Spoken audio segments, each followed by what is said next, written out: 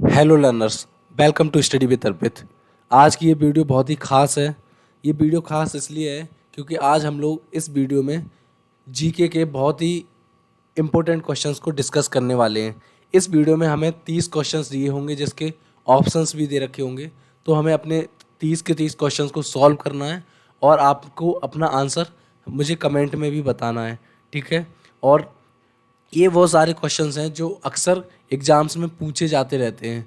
और वीडियो को शुरू करने से पहले आपको ये भी बताना चाहता हूँ कि हम अब ऐसी ही सीरीज़ को स्टार्ट करने वाले हैं और ये सीरीज़ की पहली वीडियो है।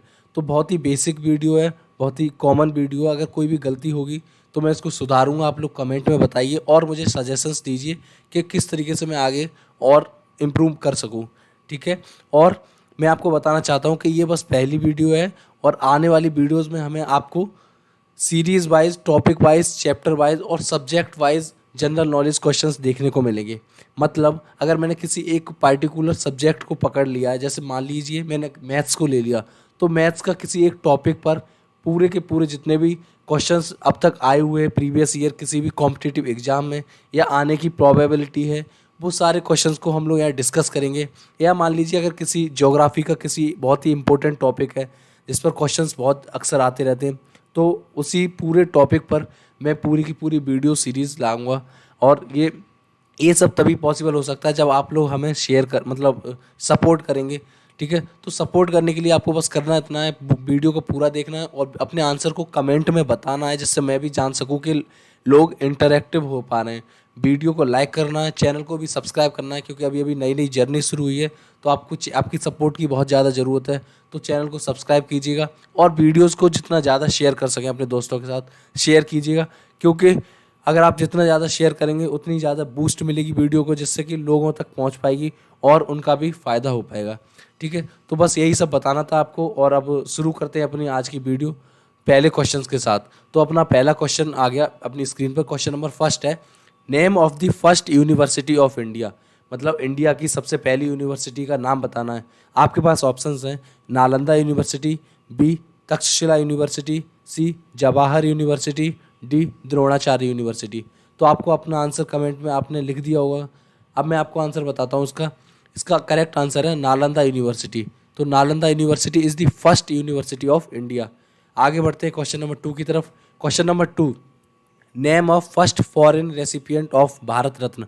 मतलब भारत रत्न को प्राप्त करने वाले पहले फॉरेन मतलब विदेशी व्यक्ति का नाम बताना है। तो आपके ऑप्शंस हैं, Khan Abdul Ghaffar Khan, option B R N Shukla, option C V R Gill, option D D B महावर। तो आपने अपना आंसर बता ही दिया होगा। मैं आपको इसका आंसर बताता हूँ। Option A is the correct answer, Khan Abdul Ghaffar Khan. तो Khan Abdul Ghaffar Khan is the first foreign recipient of Bharat Ratna, ठीक है। भारत रत्न को पहली बार किसी विदेशी व्यक्ति ने लिया है तो उसका नाम है खान अब्दुल गफ्फार खान। आगे बढ़ते हैं अपने क्वेश्चन नंबर 3 की तरफ। क्वेश्चन नंबर 3 है, where was the first post office opened in India. मतलब इंडिया में सबसे पहला पोस्ट ऑफिस कहाँ और कब खोला गया। तो ठीक है, इसके आपके पास ऑप्शंस हैं, कोलकाता इन 1727, असम इन 1827, ऑप्शन डी मद्रास इन 1928, ऑप्शन डी दिल्ली इन 1230। तो इसका करेक्ट आंसर होगा ए, कोलकाता इन 1727, ठीक है। सबसे पहला जो पोस्ट ऑफिस था इंडिया का वो कोलकाता में 1727 में खोला गया था। आगे बढ़ते क्वेश्चन नंबर 4 की तरफ। क्वेश्चन नंबर 4 है, name of first deputy prime minister of India. मतलब deputy prime minister of India कौन है पहले, उनका नाम बताना है। तो आपके पास ऑप्शन हैं, option A Sardar Vallabh Bhai Patel, option B R N Shukla, option C V R Gill, option D D B Mahawar, ठीक है। तो मैं इसका आपका करेक्ट आंसर होगा ऑप्शन ए सरदार वल्लभ भाई पटेल। हम लोग प्राइम मिनिस्टर के बारे में तो जानते हैं, first prime minister of India Jawaharlal Nehru हैं। तो वैसे ही first deputy prime minister of India Sardar Vallabh Bhai Patel हैं। आगे बढ़ते हैं क्वेश्चन नंबर 5 की तरफ। क्वेश्चन नंबर 5 है, name of the first election commissioner of India. पहले इलेक्शन कमिश्नर ऑफ इंडिया कौन है। आपके पास ऑप्शंस हैं, Sukumar Sen, option B R N Shukla, option C V R Gill, option D D B महावर। तो आपका करेक्ट आंसर होगा option A Sukumar Sen. Sukumar Sen is the first election commissioner of India. अपने आंसर्स को कमेंट में प्लीज़ लिखते जाइए। Next question, question number 6, name of first Indian who reached south pole. मतलब जो साउथ पोल पर पहुंचने वाले पहले इंडियन का नाम बताना है। आपके पास ऑप्शन है colonel I K Bajaj, option B R N Shukla, option C V R Gill, option D D B महावर। तो उसका करेक्ट आंसर होगा option A colonel I K Bajaj. Option A colonel I K Bajaj is the first Indian who reached south Pole. South Pole पर पहले पहुंचने वाले व्यक्ति colonel I K Bajaj हैं। Question number 7, name of the first Indian prime minister who resign from office. अपने office से resign देने वाले पहले भारतीय प्रधानमंत्री का नाम क्या है। तो आपके पास ऑप्शंस हैं Morarji Desai, option B Indira Gandhi, option C Jawaharlal Nehru, option D Rajiv Gandhi. तो उसका करेक्ट आंसर है Morarji Desai. Morarji Desai is the first Indian prime minister who resign from his office. अपने ऑफिस से रिजाइन देने वाले पहले प्रधानमंत्री मोरारजी देसाई हैं। आगे बढ़ते हैं क्वेश्चन नंबर 8 की तरफ। Question number 8, name of first Indian missile. पहली इंडियन मिसाइल का नाम क्या है। आपके पास ऑप्शंस हैं Sukhoi, option B Prithvi, option C HAL Tejas, option C है सेपिकैट। तो इसका करेक्ट आंसर होगा Prithvi. Prithvi is the first Indian missile. ठीक है, आप भूलना नहीं है, Prithvi is the first Indian missile. आगे बढ़ते हैं क्वेश्चन नंबर 9 की तरफ। Question number 9, name of first Indian to win Nobel prize. Nobel prize को विन करने वाले पहले इंडियन का नाम क्या था।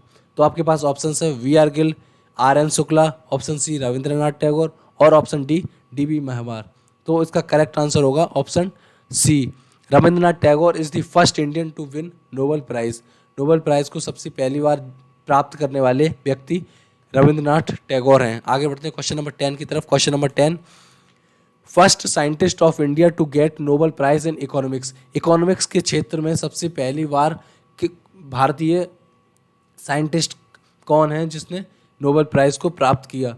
तो इसके आपके पास ऑप्शन हैं doctor Amartya Sen, option B R N Shukla, option C V R Gill, option D D B महावर। तो इसका करेक्ट आंसर होगा डॉक्टर अमर्त्य सेन। डॉक्टर अमर्त्य सेन पहले साइंटिस्ट हैं, पहले इंडियन साइंटिस्ट हैं जिन्होंने नोबेल प्राइज़ प्राप्त किया in the field of economics. Economics के फील्ड में पहली बार प्राप्त करने वाले क्या नोबेल प्राइज़ को, नोबेल प्राइज़ को प्राप्त करने वाले पहले भारतीय साइंटिस्ट हैं। आगे बढ़ते हैं क्वेश्चन नंबर 11 की तरफ। क्वेश्चन नंबर 11 है name of the first person to get Param Vir Chakra. Param Vir चक्र को प्राप्त करने वाले पहले इंसान या पहले पर्सन कौन है। तो आपके पास ऑप्शंस हैं major Suresh Ranawat, option B major Shaitan Singh, option C major Rajendra Singh, option D major Somnath Sharma. तो उसका करेक्ट आंसर होगा option D major Somnath Sharma, क्योंकि major Somnath Sharma is the first person to get Param Vir Chakra. Param Vir चक्र को प्राप्त करने वाले पहले व्यक्ति मेजर सोमनाथ शर्मा हैं। आगे बढ़ते हैं क्वेश्चन नंबर 12 की तरफ। क्वेश्चन नंबर 12 कह रहा है which among the following is the India's first express way. India का पहला एक्सप्रेस वे कौन सा है ये बताना है। तो आपके पास ऑप्शन हैं option A Mumbai to Pune expressway, option B Ahmedabad to Baroda expressway, option C Delhi to Gurgaon expressway, option D Jaipur to Kushinagar expressway. तो उसका करेक्ट आंसर होगा Mumbai to Pune expressway. Mumbai to Pune expressway is the first India's first expressway. ठीक है, आगे बढ़ते हैं question number 13 की तरफ। क्वेश्चन नंबर 13 है national income estimates in India are prepared by. मतलब जो नेशनल इनकम्स होता है उसका एस्टिमेशन किसके द्वारा किया जाता है।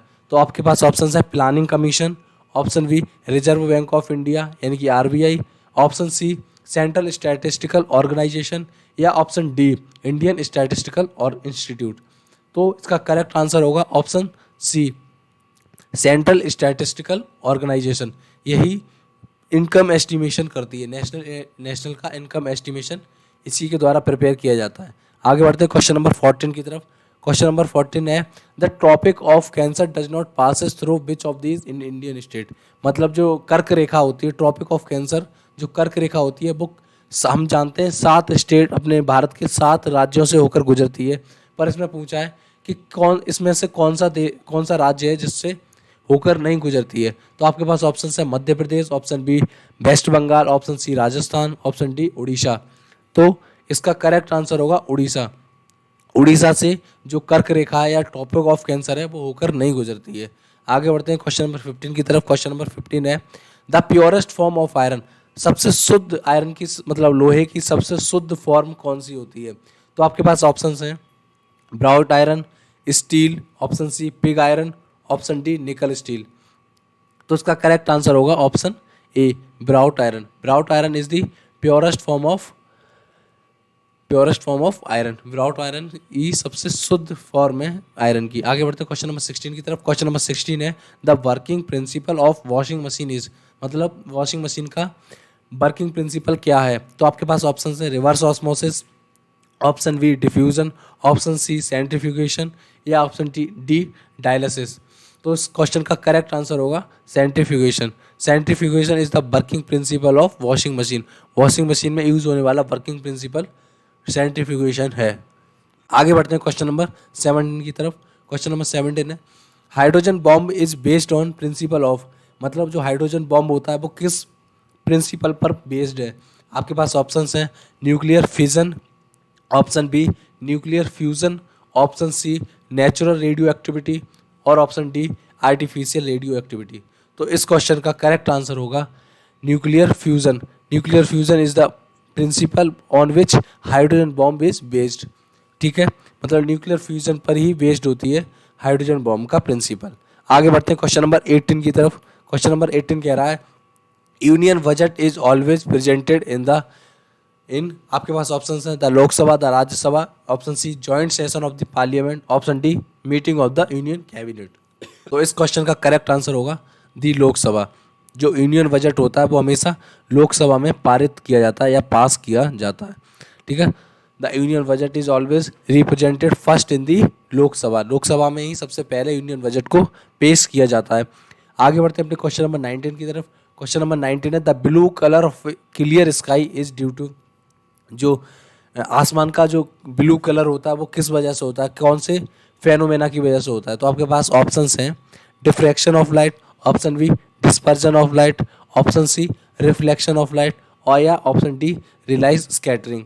तो आपको अपना आंसर कमेंट करना है और मैं आपको बता दूं इसका करेक्ट ऑप्शन होगा option D Rayleigh scattering. Rayleigh scattering is responsible for the blue colour of the clear sky. Clear sky के लिए जो रेस्पॉन्सिबल फेनोमेना है वो है रिलाई स्कैटरिंग। आगे बढ़ते हैं क्वेश्चन नंबर 20 की तरफ। क्वेश्चन नंबर 20 कह रहा है which foreign country is closest to Andaman island. Andaman island के सबसे नज़दीक सबसे क्लोजेस्ट कौन सा कंट्री है? इन ऑप्शंस दे रखे हैं option A Sri Lanka, option B Indonesia, option C Myanmar, option D Pakistan. तो इसका करेक्ट आंसर होगा म्यांमार। अंडमान आइलैंड के सबसे क्लोजेस्ट कंट्री है Myanmar. Myanmar is the closest to Andaman island. आगे बढ़ते हैं क्वेश्चन नंबर 21 की तरफ। Who is the guardian of fundamental rights enumerated in Indian constitution.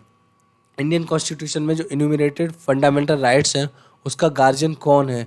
आपके पास ऑप्शंस हैं option A supreme court, option B parliament, option C constitution या option D president. तो इस क्वेश्चन का करेक्ट आंसर होगा the supreme court. Supreme court is the guardian fundamental rights enumerated in Indian constitution. आगे बढ़ते हैं question number 22 की तरफ। क्वेश्चन नंबर 22 है Patanjali is well known for the completion of, जो पतंजलि है वो किस वजह से जानी जाती है? आपके पास ऑप्शंस हैं Yoga Sutra, option B Panchatantra, option C Brahma Sutra, option D Ayurveda. तो इस क्वेश्चन का करेक्ट आंसर होगा योग सूत्र। Patanjali is well known for the completion of योग सूत्र।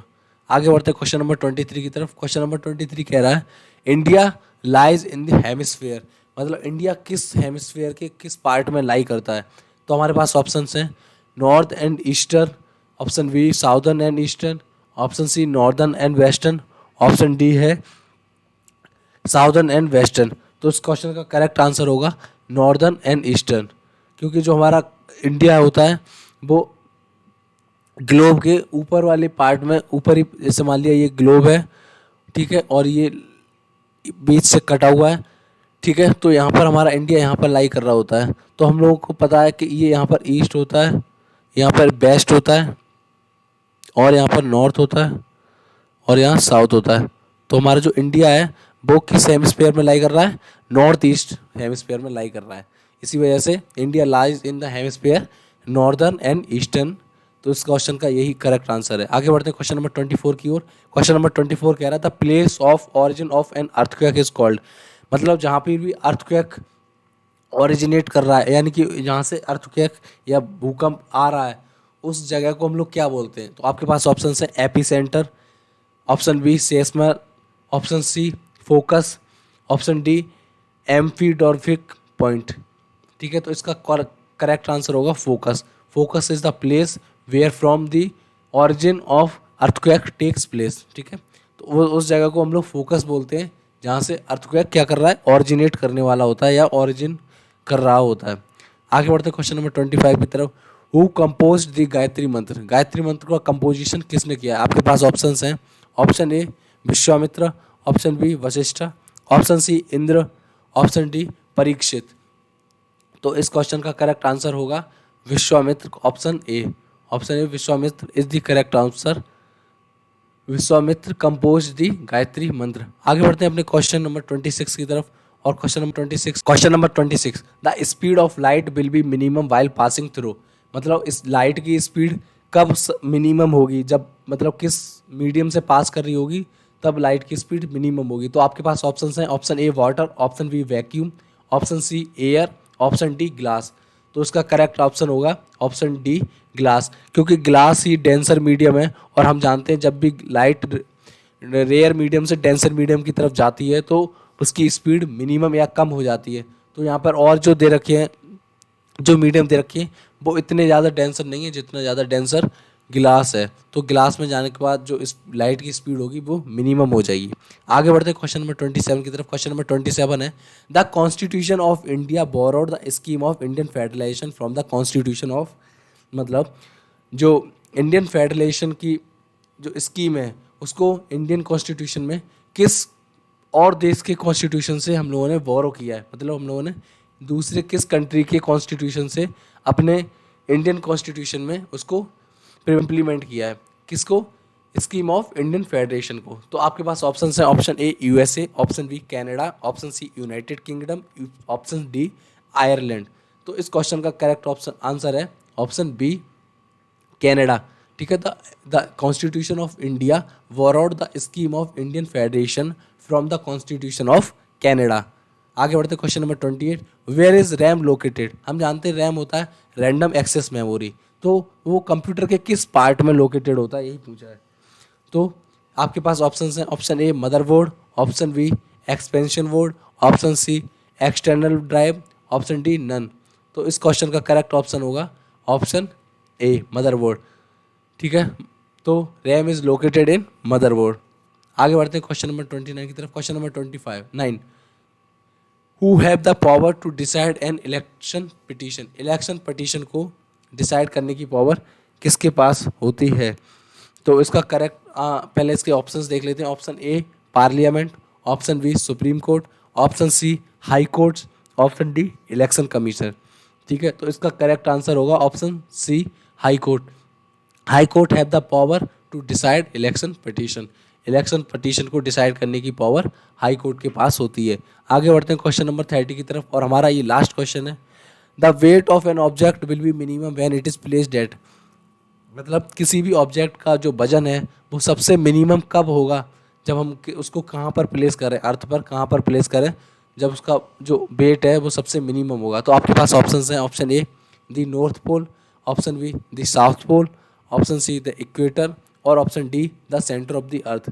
तो इस क्वेश्चन का करेक्ट आंसर होगा the centre of the earth, मतलब जब हम किसी भी ऑब्जेक्ट को अर्थ के बिल्कुल सेंटर पर प्लेस कर देंगे तो उस ऑब्जेक्ट का जो वेट होगा वो सबसे मिनिमम होगा, यानी कि सबसे कम होगा। ठीक है, तो the weight of an object will be minimum when it is placed at the centre of the अर्थ। ठीक है, तो इस वीडियो में इतने 30 क्वेश्चन थे और ये मिक्स क्वेश्चन थे, मतलब इसमें कंप्यूटर का क्वेश्चन भी था, ज्योग्राफी का क्वेश्चन भी था, स्टैटिक जीके थी थोड़ी सी, और ये सिर्फ 30 क्वेश्चन थे। अगर आप लोग ऐसे ही सपोर्ट करते रहेंगे तो हम लोग आगे आगे और अच्छा कंटेंट आपके लिए लाते रहेंगे। और ये मेरी पहली वीडियो थी, इस पर अच्छा रिस्पॉन्स दीजिएगा प्लीज़। और क्या करना है आपको, बस वीडियो को लाइक करना है, शेयर करना है अपने दोस्तों के साथ और चैनल को सब्सक्राइब जरूर कर लीजिएगा, जिससे कि मैं आगे जो भी इन्फॉर्मेटिव वीडियोस डालता रहूँ वो आपके पास सबसे पहले पहुँचे। ठीक है, thank you for watching the complete video. Thank you.